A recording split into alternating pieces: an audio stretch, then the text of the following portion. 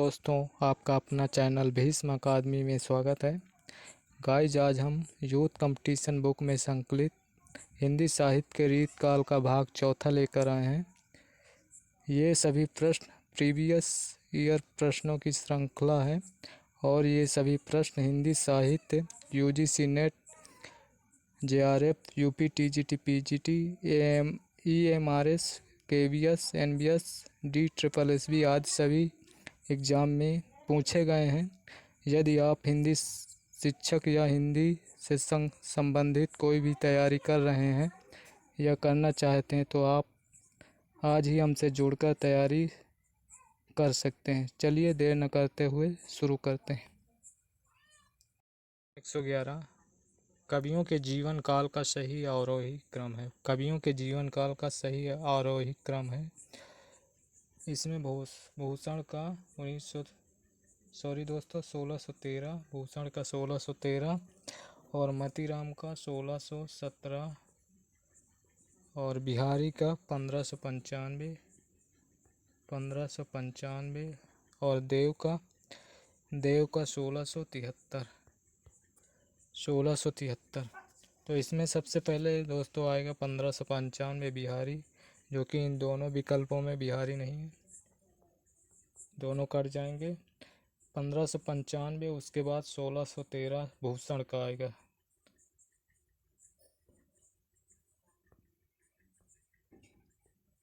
तो यहाँ पर बिहारी 1595, 1613 भूषण, 1617 मतीराम, 1673 देव, ये विकल्प डी सही होगा। चलिए इसकी व्याख्या देखते हैं। व्याख्या दिया हुआ है, कवि और उनका समय। बिहारी 1595, भूषण 1613, मतीराम 1617 और देव 1673। चलिए अगला प्रश्न है, रचनाकारों में ललित ललाम का किसकी रचना है? रचनाकारों में ललित ललाम किसकी रचना है? ललित ललाम मतीराम की रचना है। ये विकल्प सी सही है। चलिए व्याख्या। मतीराम के काव्य ग्रंथ है फूल मंजरी, रसराज, ललित ललाम, सतसई, अलंकार पंचाशिका, व्रत कौमुदी, लक्षण श्रृंगार, साहित्य सार, ये सभी मतीराम की रचनाएं हैं। अब देखते हैं केशवदास की।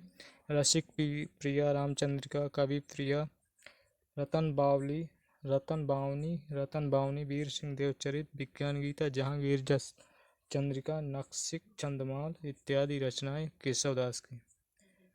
अब देखते हैं भिखारी दास की रचनाएं। नामकोश, जो कि छंद नामकोश है, रस, सारांश, छंदाड़ा पिंगल, काव्य निर्णय, श्रृंगार निर्णय, विष्णु पुराण, शतरंज शतका, अमरकोश, ये सभी भिखारी दास की रचनाएं हैं। कृपाराम की बात की जाए तो इनका हित तरंगड़ी एकमात्र काव्य ग्रंथ है, जो कि है कृपाराम का हित तरंगड़ी। प्रश्न है, कौन सी रचना देव की नहीं है? कौन सी रचना देव की नहीं है? रस मंजरी देव की न होकर नंददास की है। रस मंजरी देव की न होकर नंददास की है।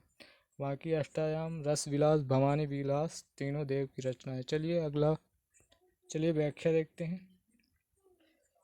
ये देव की न होकर भक्तिकालीन अष्टछापी कवि नंददास की रचना, शेष तीनों कवि देव की रचना। देव की रचनाएं देख लेते हैं। भाव विलास, अष्टायाम, भवानी विलास, राग रत्नाकर, कुशल विलास, देवचरित, प्रेम चंद्रिका और जाति विलास, रस विलास, शब्द या काव्य रसायन, सुख सागर, तरंग, देव माया प्रपंच, नंददास के काव्य ग्रंथ। अनेकार्थ मंजरी, रस मंजरी, अनेकार्थ मंजरी, मान मंजरी, सुदामा चरित, दोस्तों नरोत्तम दास का भी है सुदामा चरित, रस मंजरी, रूप मंजरी, बीरा मंजरी, प्रेम बारा खड़ी, श्याम सगाई, रुक्मणी मंगल, भंवर गीत, रास पंचाध्याय, सिद्धांत पंचाध्याय, दशम स्कंद आदि सभी रचनाएं नंददास की, जो कि अष्टछापी कवि हैं। और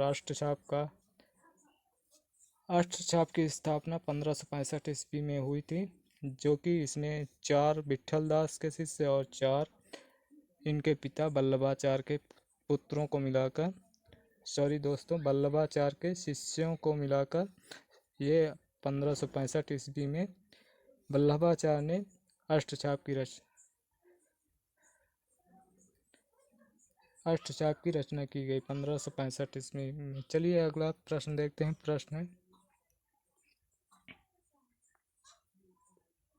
है 114। इनमें से कवि घनानंद से संबंधित कौन सा कथन सही नहीं है? इनमें कौन सा कथन सही नहीं है?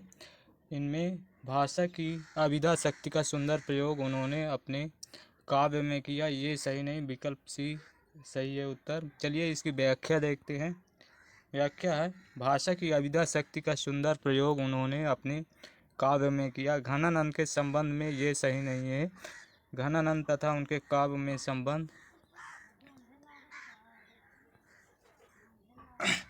उनकी कविता तत्कालीन दरबारी कवियों से सर्वथा भिन्न थी।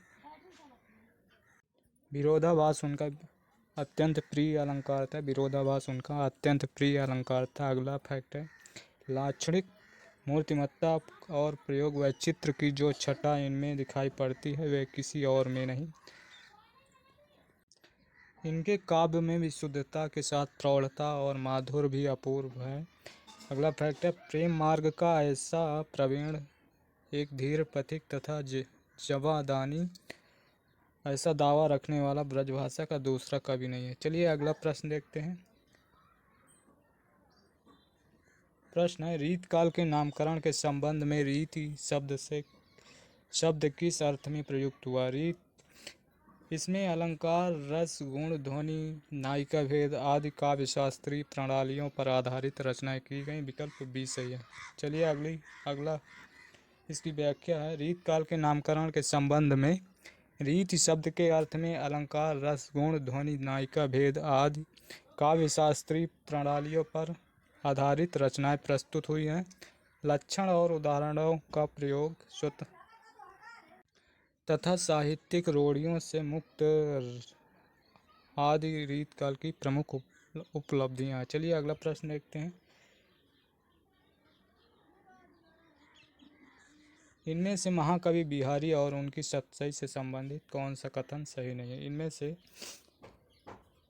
महाकवि बिहारी और उनकी सतसई से संबंधित कौन सा कथन सही नहीं है? इसमें प्रकृति का आलंबन रूप में चित्रण उनकी बहुत बड़ी विशेषता, ये कथन गलत है। विकल्प ए सही है। प्रकृति का आलंबन रूप में उनकी बहुत बड़ी विशेषता है, ये कथन बिहारी के संबंध में सही नहीं है। महाकवि बिहारी और उनकी सतसई से संबंधित कथन है, बिहारी एकमात्र बिहारी सतसई दोहा छंद में रचित, इसकी भाषा परिनिष्ठित साहित्यिक ब्रज भाषा है। बिहारी सतसई में लोक ज्ञान, काव्य ज्ञान, शास्त्र ज्ञान तीनों का अद्भुत समन्वय देखने को मिलता है। बिहारी लाल अनुभवों के चित्रण में सिद्धहस्त थे। अगला फैक्ट है, बिहारी सतसई प्रबंध काव्य की एक विस्तृत वनस्थली है तो मुक्तक एक चुना हुआ गुलदस्ता है। बिहारी की कविता श्रृंगारी है, प्रेम की उच्च भूमि पर नहीं पहुंचती, नीचे ही रह जाती है। चलिए अगला प्रश्न देखते हैं। प्रश्न है, लोग हैं लाग एक कवित्व बनावत, मोहि तो मेरे कवित्व बनावत। ये काव्य पंक्ति किस कवि द्वारा रचित है? ये काव्य पंक्ति घनानंद द्वारा रचित है। चलिए इसकी व्याख्या देखते हैं। ये काव्य पंक्ति घनानंद द्वारा रचित है। शेष है, भाषा बोली न जाने ही जिनके कुल के दास, भाषा कवि भो मंदमती तहीं कुल केशव दास। ये केशव दास की पंक्तियाँ हैं। अगली पंक्ति है, नृपति नयन कमलननी व्रथा चितवत बासर जाई, हृदय कमल में हरि लय कमल मुखी कमलाई। ये पंक्तियाँ मतीराम की हैं। ताहि छिन उड़ राज उदित रस रास सहायक, कुमकुम मंडित बदन प्रिया जनु नागर नायक। ये नंददास की पंक्तियाँ हैं। चलिए अगला प्रश्न देखते हैं। रामचंद्र शुक्ल ने अपने हिंदी साहित्य का इतिहास ग्रंथ में इनमें से किस कवि को हिंदू जाति का प्रतिनिधि कवि कहा है? रामचंद्र शुक्ल ने अपने हिंदी साहित्य के इतिहास ग्रंथ में किस कवि को हिंदू जाति का प्रतिनिधि कवि कहा है? भूषण को कहा, जो कि ये वीर रस के कवि हैं। रीतकाल में एकमात्र कवि हैं जो वीर रस की रचना करने वाले हैं। चलिए इसकी व्याख्या देखते हैं।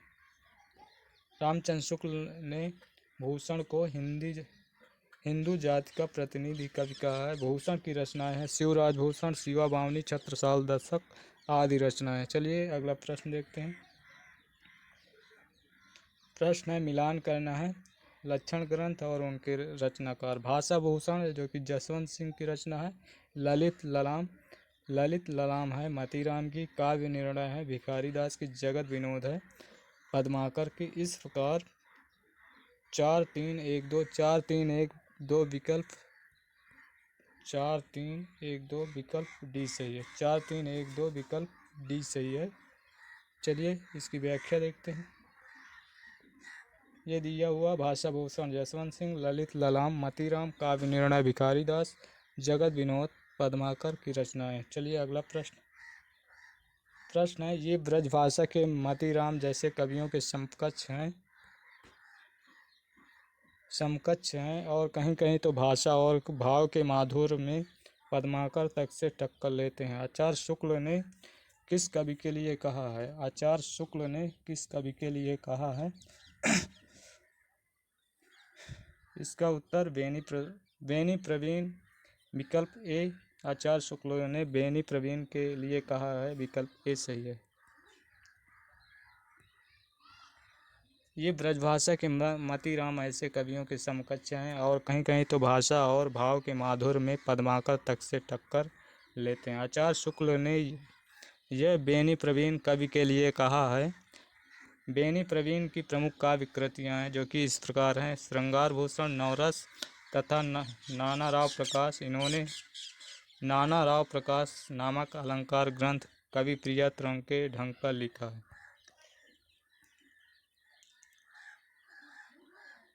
कथन है, इनकी सी विशुद्ध सरस और शक्तिशालिनी ब्रजभाषा लिखने में और कोई कवि समर्थ नहीं हुआ है।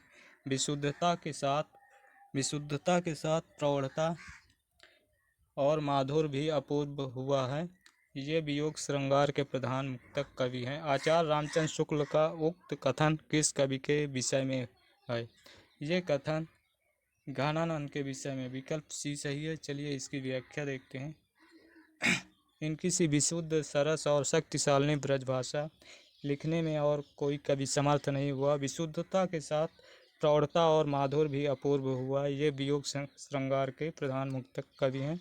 आचार्य शुक्ल का ये कथन घनानंद के विषय में है। चलिए अगला प्रश्न देखते हैं। देव माने जाते हैं देव रसवादी आचार्य माने जाते हैं। विकल्प ए सही है। चलिए व्याख्या देखते हैं। देव रसवादी आचार्य माने जाते हैं। इनका वास्तविक नाम देवदत्त है। इटावा के निवासी थे। देव कहाँ के निवासी थे? इटावा के। इनके कुल 72 ग्रंथ हैं। इनके प्रमुख ग्रंथ हैं भाव विलास, भवानी विलास, अष्टयाम, रस विलास, प्रेम चंद्रिका, राग रत्नाकर, सुजान विनोद, शिवाष्टक, आत्मदर्शन, 25 हस्तलिखित ग्रंथ हैं प्रेम तरंग, कुशल विलास, जाति विलास, देवचरित, देव माया प्रपंच आदि सभी ये देव की रचनाएं हैं। चलिए अगला प्रश्न देखते हैं। बिहारी को किस श्रेणी के रीतकालीन कवियों में माना जाता है? बिहारी को रीत सिद्ध कवियों के अंतर्गत माना जाता है। विकल्प सी सही है। बिहारी को रीत सिद्ध कवि के श्रेणी रीत कवियों में माना जाता है। बिहारी का जन्म 1595 में बसुआ गोविंदपुर, जो कि ग्वालियर मध्य प्रदेश के में हुआ है। बिहारी के पिता राज दरबार में रहे। बिहारी की लोकप्रियता का कारण उनका मुक्तक काव्य है। जॉर्ज गियर्सन ने मुक्तक काव्य की प्रशंसा में कहा है, भारतीय काव्यानंद का सम्यक रूप भी प्रस्फुटन हुआ तो उसके मुक्तक काव्य में ही हुआ। ये कथन जॉर्ज गियर्सन महोदय का है। चलिए अगला प्रश्न देखते हैं। दोस्तों, यदि आपको प्रश्न का उत्तर आता है तो आप भी कमेंट बॉक्स में लिखिए और इसके बाद हम तो बताएंगे ही और व्याख्या भी बताएंगे। चलिए देखते हैं। निम्नलिखित रचनाओं और रचनाकारों में सही विकल्प है। निम्नलिखित रचनाओं और रचनाकारों में सही विकल्प है, चलिए देखते हैं। कर्णाभरण कर्णाभरण कर्णाभरण का कर्ण सही विकल्प देखना। ये कर्णाभरण याकूब का ना होकर कर्नेश कवि का है। कर्नेश कवि का रतन हजारा रसनिधि कवि का है, जो कि इनका मूल नाम है पृथ्वी सिंह। रस रहस्य कुलपति मिश्र का है। रस रहस्य कुलपति मिश्र का है। भाषा भूषण जसवंत सिंह का। ये विकल्प सी सही है। चलिए अगला प्रश्न एक बार देख लेते हैं इसकी व्याख्या। कर्णाभरण कर्नेश का है। रतन हजारा रसनिधि कवि का, इनका मूल नाम है पृथ्वी सिंह। रस रहस्य कुलपति मिश्र और रसभूषण याकूब खां की रचना है ललित ललाम मोतीराम की। चलिए अगला प्रश्न। इनमें से इससे इस काल को रस के विचार से कोई श्रृंगार काल कहे तो कह सकता है। ये कथन रीत काल के लिए ये कथन है विकल्प बी रामचंद्र शुक्ल का। इससे इस काल को रस के विचार से कोई श्रृंगार काल कहे तो कह सकता है। ये कथन है आचार्य रामचंद्र शुक्ल का।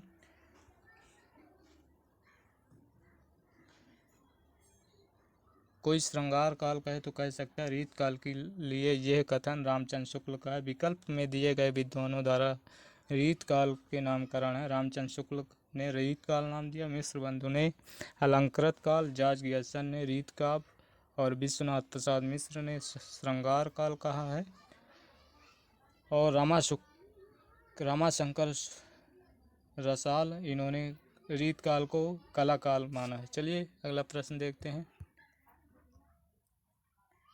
पंक्तियां हैं। पर कारज देह को धरी फिराऊं, पर कारज देह को धारे फिराऊं, पर जन्म जथारथ हमें दारसों, निधि नीर सुध के समान करऊं, निधि नीर सुध के समान करऊं, सबहि विधि सुंदरता सरसों, घनानंद जीवन दायक हूँ, कबों मेरियों पीर हिये परसों। उपर्युक्त पंक्तियां किससे संबोधित होती हैं? उपर्युक्त पंक्तियां बादल को संबोधित होती हैं। विकल्प बी सही है। चलिए व्याख्या देखते हैं। उपर्युक्त पंक्तियां बादल को संबोधित होते हैं। इन पंक्तियों के रचयिता हैं घनानंद। घनानंद रीत काल के रीत मुक्त काव्यधारा के अंतर्गत आते हैं। घनानंद के प्रमुख काव्य कृतियां हैं सुजान सार, इश्कलता, विरह लीला, वियोग वेली, कोकसार, कृपाकंद, रस केली वल्ली, यमुना यश। इनकी विरह लीला ब्रजभाषा में है, किंतु उसमें फारसी छंद का प्रयोग हुआ है। किसमें? विरह लीला में फारसी छंद का प्रयोग हुआ है। वीर काव्य लिखने के लिए सर्वाधिक प्रसिद्धि किससे मिली है? वीर काव्य लिखने के लिए सर्वाधिक प्रसिद्धि भूषण को मिली है, जो कि ये वीर रस के कवि हैं, भूषण को मिली है। विकल्प सी सही है। वीर काव्य लिखने के लिए सर्वाधिक प्रसिद्ध भूषण को मिली है। शिवाजी और छत्रसाल के आश्रय में रहते थे। भूषण वीर रस के कवि हैं। चित्रकूट के राजा सोलंकी ने इन्हें भूषण की उपाधि दी थी। चित्रकूट के राजा सोलंकी ने इन्हें भूषण की उपाधि दी थी। इनकी रचना शिवराज भूषण, जिसमें 105 अलंकारों का वर्णन मिलता है। शिवा बामनी, छत्रसाल दशक, मोतीराम की प्रमुख कृति फूल मंजरी, रसराज, ये सभी मोतीराम की आगे पढ़ेंगे। फूल मंजरी, रसराज, ललित ललाम, सतसई, अलंकार 50 का, ये सभी मोतीराम की रचना है। आप पढ़ेंगे पद्माकर की रचनाएं हिम्मत बहादुर, वीरदावली, पद्माभरण, जगत विनोद, प्रबोध प्रचासा आदि रचनाएं ये पद्माकर की हैं। आप पढ़ेंगे देव की प्रमुख रचनाएं भाव विलास, अष्टयाम, सुजान विनोद, देव शतक, प्रेमचंद्रिका आदि ये सभी देव की रचनाएं हैं। इनका जन्म निवास स्थान इटावा है देव कवि का। चलिए, रीतकालीन कवि आपस में भाई माने जाते हैं। रीतकालीन कवि आपस में भाई माने जाते हैं। चिंतामणि, भूषण, मतीराम ये सहोदर भाई हैं। विकल्प ई सही है। चिंतामणि, भूषण, मतीराम कवि आपस में भाई माने जाते हैं। चिंतामणि के सहोदर भूषण, मतीराम जटाशंकर त्रिपाठी थे। ये सभी रीतकालीन कवि हैं। इनकी प्रमुख रचनाएं हैं चिंतामणि की रस विलास, छंद विचार पिंगल, श्रृंगार मंजरी, कविकुल, कल्पतरु, काव्य विवेक, काव्य प्रकाश, कवित्व विचार। ये सभी चिंतामणि की रचनाएं। अब देखते हैं भूषण की रचनाएं। शिवराज भूषण, शिवा बावनी, छत्रसाल दशक ये तीनों रचनाएं भूषण कवि की हैं। मतीराम की रचनाएं फूल मंजरी, रसराज, ललित ललाम, सतसई, अलंकार पंचाशिका, व्रत कौमुदी, लक्षण, श्रृंगार, साहित्य सार ये सभी मतीराम की रचनाएं। चलिए अगला प्रश्न देखते हैं। कौन सा विकल्प रचनाकार की दृष्टि से गलत है? कौन सी रचना रचनाकार की दृष्टि से गलत है? कविकुल कंठाभरण दूल्हा की ये सही है। रस सारांश भिखारी दास की ये सही है।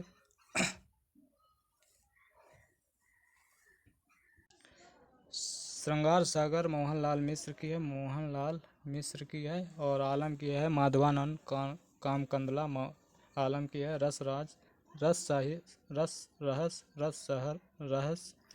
रहस कुलपति मिश्र की ये भी सही। विकल्प सी सही नहीं है। श्रृंगार सागर मोहनलाल मिश्र की है।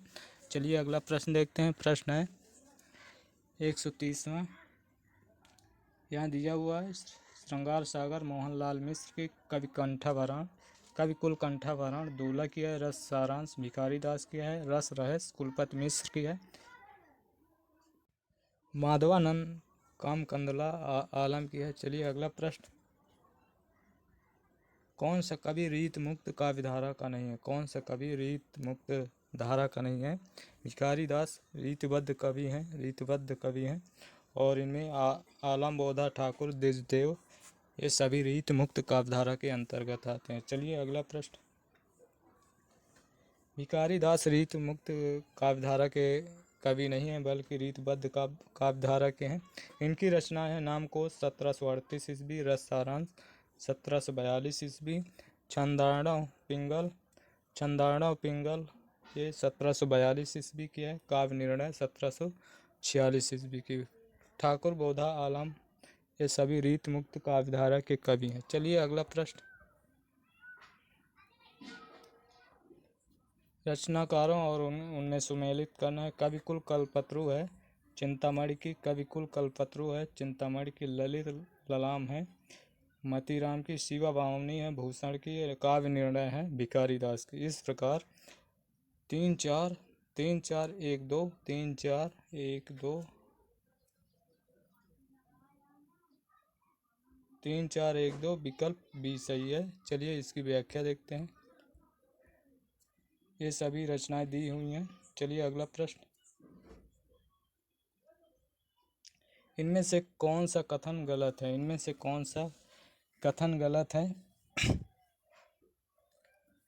इनमें से रीत मुक्त कवियों ने प्राचीन काव्य परंपरा को बड़ी गहराई से ग्रहण किया, ये गलत है। इसमें लक्षण ग्रंथों का प्रयोग हुआ है। विकल्प बी सही है। विकल्प बी इसका सही है। रीत मुक्त कवियों के संदर्भ में रीत मुक्त कवियों ने प्राचीन काव्य परंपरा को बड़ी गहराई से ग्रहण किया, ये कथन गलत है। रीत मुक्त कवियों के प्रेम का वर्णन में विरह व्यथा प्रधान है। रीत मुक्त कवियों में रीतबद्ध कवियों जैसी इंद्रिय वासना नहीं है। रीत मुक्त काव्य में कवियों की प्रेमानुभूति को व्यक्ति शैली में स्थान प्राप्त हुआ है। रीत मुक्त कवियों के संदर्भ में ये कथन सही है। चलिए अगला प्रश्न देखते हैं। रीत काल के कवि रसलीन का लिखा ग्रंथ इनमें से कौन सा है? इनमें से अंग दर्पण विकल्प ए सही है। रसलीन की एक रचना रस प्रबोध भी है। चलिए इसकी व्याख्या देखते हैं। रीत काल के कवि रसलीन का लिखा ग्रंथ अंग दर्पण है। ये 1737 ईस्वी में रचित है। इनकी रचना है रस प्रबोध। रीतकाल के कवि रसलीन का लिखा ग्रंथ है अंगदर्पण। ये 1737 ईस्वी में रचित है। इनकी रचना रस प्रबोध 1741 ईस्वी की है। इसमें 1155 दोहों में रसों का वर्णन है। यमुना लहरी ग्वाल कवि की है। यमुना लहरी ग्वाल कवि की है। इनकी अन्य रचनाएं हैं रसिकानंद, रसरंग, कृष्णजू को नक्सिक, खड ऋतु वर्णन, रस रत्नाकर सुखदेव मिश्र की है। इनकी अन्य रचनाएं हैं रसाड़ा, संगार लता, फाजिल अली का प्रकाश, व्रत विचार, छंद विचार आदि रचनाएं हैं। ब्रज विलास के रचनाकार हैं ब्रजवासी दास। ब्रज विलास के रचनाकार हैं ब्रजवासी दास।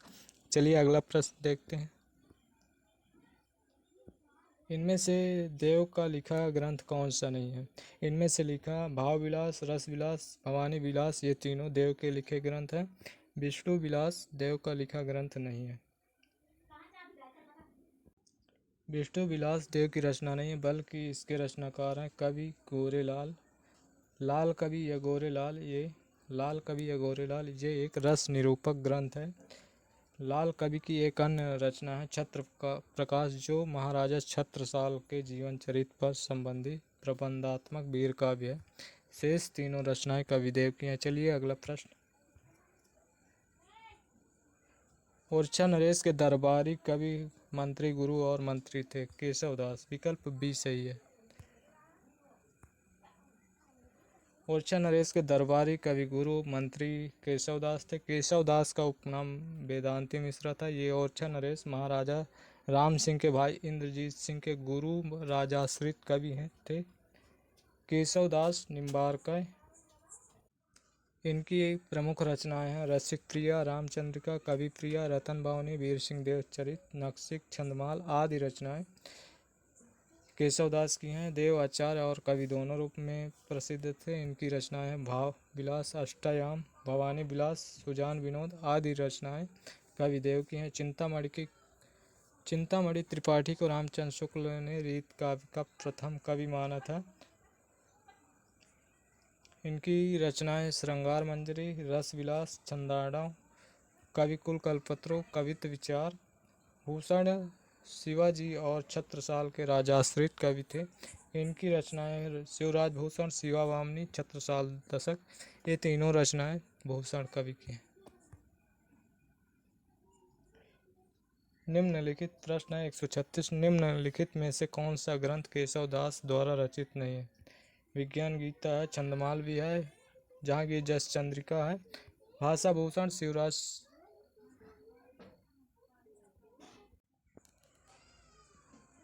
केशवदास द्वारा रचित नहीं है भाषा भूषण। ये यशवंत सिंह की रचना है। यशवंत सिंह की रचना है।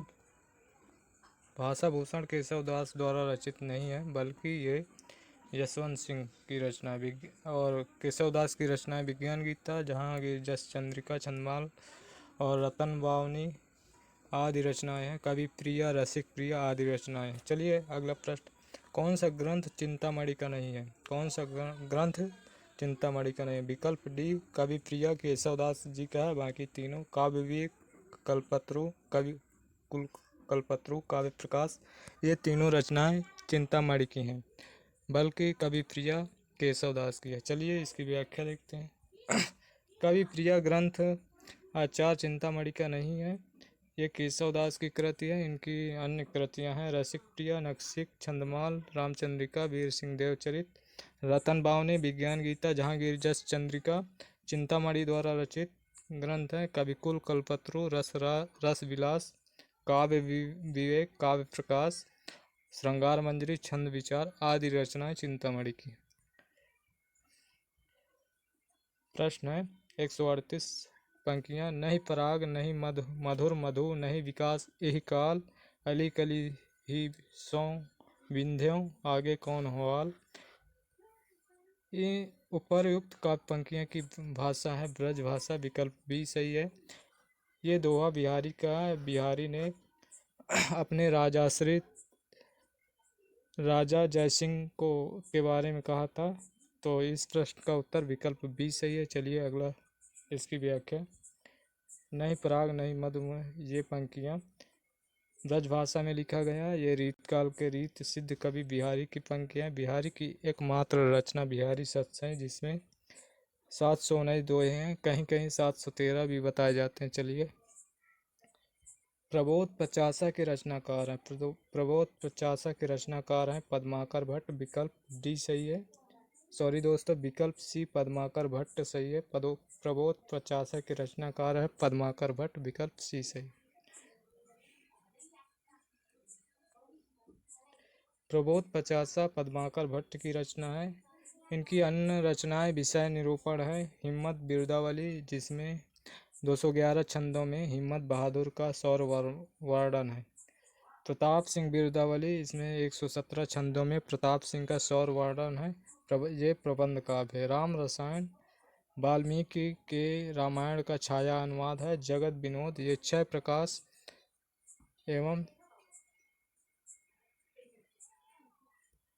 एवं 731 छंदों में 9 रसों का विवेचन हुआ है। निम्नलिखित में से रीत मुक्त कविता की विशेषता नहीं है। रीत मुक्त कविता की विशेषता प्राचीन काव्य परंपरा का अनुसरण इनकी उल्लेखनीय विशेषता। ये गलत है। विकल्प सी। इसका उत्तर 140 का विकल्प बी सही है। चलिए इसकी व्याख्या देखते हैं। प्राचीन काव्य परंपरा का अनुसरण इनकी उल्लेखनीय विशेषता है। उक्त कथन रीत मुक्त कविता की विशेषता नहीं है। रीत मुक्त कवियों का प्रेम वर्णन व्यथा प्रधान है। इनके प्रेम में उदात्तता रीतबद्ध कवियों जैसी इंद्रिय वासना नहीं है। इस धारा के काव्य में कवियों की प्रेमानुभूति को आत्माभिव्यक्ति की शैली में स्थान प्राप्त हुआ। उक्त तीनों कथन रीत मुक्त कविता की विशेषता है। रीतकालीन काव्य की मुख्य प्रवृत्ति क्या रही है? इसमें श्रृंगारिकता। विकल्प डी सही है। चलिए इसकी व्याख्या देखते हैं। रीतकालीन काव्य की मुख्य प्रवृत्ति श्रृंगारिकता रही है। इसी आधार पर रीतकाल का नाम आचार्य विश्वनाथ प्रसाद मिश्र ने श्रृंगार काल रखा। रीतकाल को निम्न 3 भागों में बांटा जाता है। रीतबद्ध, रीत सिद्ध, रीत मुक्त आदि। ये 3 भागों में बांटा जाता है। रीतकाल के संदर्भ में रीत काव्य किसे कहते हैं? रीतकाल के संदर्भ में रीतकाल किसे कहते हैं? जिसकी रचना विशिष्ट पद्धति और नियमों की दृष्टि से। विकल्प ए सही है। विकल्प ए सही है। प्रश्न है, सतसैया के दोहरे जेव नावक के तीर किसके लिए कहा गया? ये कथन बिहारी के लिए कहा गया। विकल्प डी सही है। चलिए इसकी व्याख्या।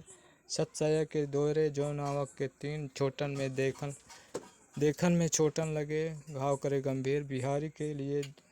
बिहारी के दोहों के लिए कहा गया। धातव्य है कि बिहारी लाल रीतकालीन सिद्ध कवि हैं, जिनमें 719 दोहे का सतसई नामक एक ग्रंथ है। चलिए अगला प्रश्न, इसकी और व्याख्या। इसकी भाषा परिनिष्ठित साहित्यिक ब्रज भाषा है। जॉर्ज गियर्सन के अनुसार यूरोप में बिहारी सतसई के सम कोई रचना नहीं है। ये जॉर्ज गियर्सन के अनुसार। कौन से आचार्य और कवि दोनों हैं? के देव आचार्य और कवि दोनों हैं। विकल्प डी सही है।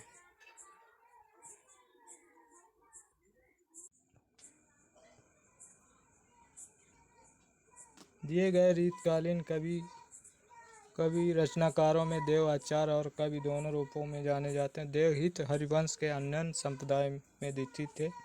इनकी प्रमुख रचनाएं हैं भाव विलास, अष्टायाम, भवानी विलास, राग रत्नाकर, कुशल विलास, देवचरित, प्रेमचंद का जाति विलास, शब्द रसायन, काव्य रसायन, सुख सागर तरंग, देव माया प्रपंच, देव शतक, सुजान विनोद, प्रेम तरंग। ये सभी देव कवि की रचनाएं हैं। चलिए अगला प्रश्न, बरवे नायिका भेद किसकी रचना है? बरवे नायिका भेद रहीमदास की रचना। विकल्प बी सही है। बरवे नायिका भेद रहीमदास की है। ये अवधी भाषा में लिखा प्रथम रीत निरूपक ग्रंथ है। इनकी रचना संस्कृत के भानुदत्त की रसमंजरी के आधार पर हुई है। संस्कृत, फारसी एवं हिंदी मिश्रित भाषा में रहीमदास ने खेत कौतुक जातम नामक ज्योतिष ग्रंथ की रचना की है। इनकी अन्य रचनाएं दोहावली, नगर शोभा, श्रृंगार शोभा, मदनाष्टक, जो कि मदनाष्टक खड़ी बोली में है। चलिए प्रश्न है 146, काव्य निर्णय किसकी रचना है? काव्य निर्णय भिखारी दास की, विकल्प ए सही है। इसकी व्याख्या, काव्य निर्णय भिखारी दास की रचना है। इनकी अन्य कृतियां रस सारांश, काव्य निर्णय, श्रृंगार निर्णय, छंद पिंगल, अमर कोश का दूसरा नाम छंद नाम कोश है, विष्णु पुराण, भाषा, शतरंज, शतका, ये सभी भिखारी दास की रचनाएं हैं।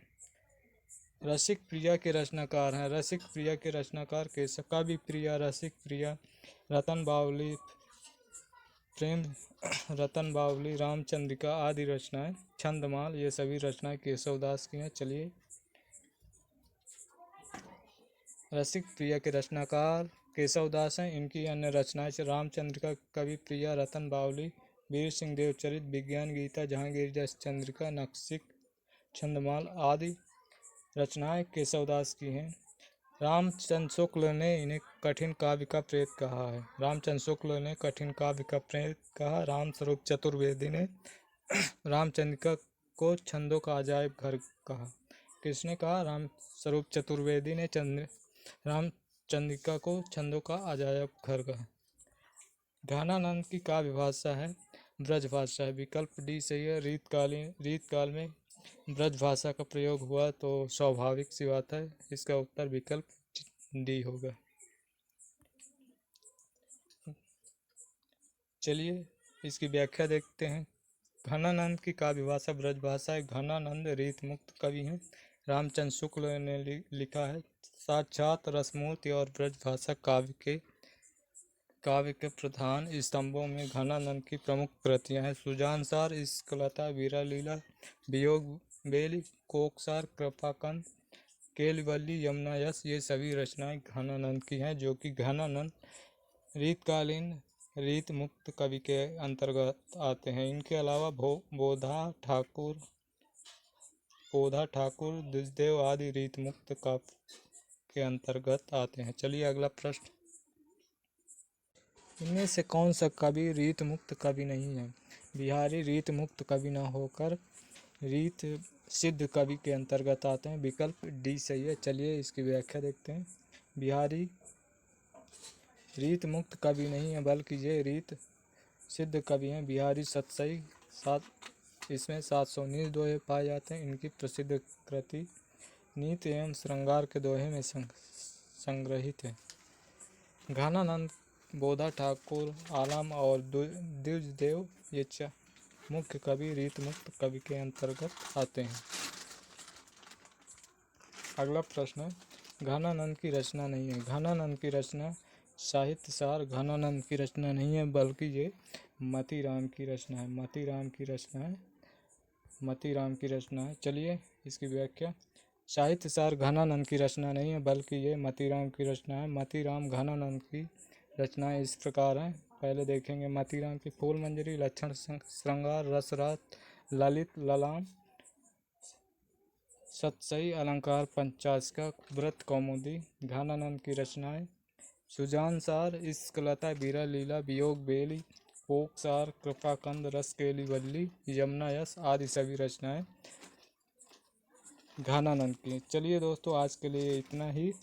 दोस्तों ये वीडियो अच्छा लगे तो लाइक और शेयर ज़रूर करें, और चैनल पे आप नए हैं तो चैनल को सब्सक्राइब ज़रूर कर लीजिए, जिससे सबसे पहले आपको नोटिफिकेशन मिल सके। चलिए धन्यवाद। जय हिंद, जय भारत।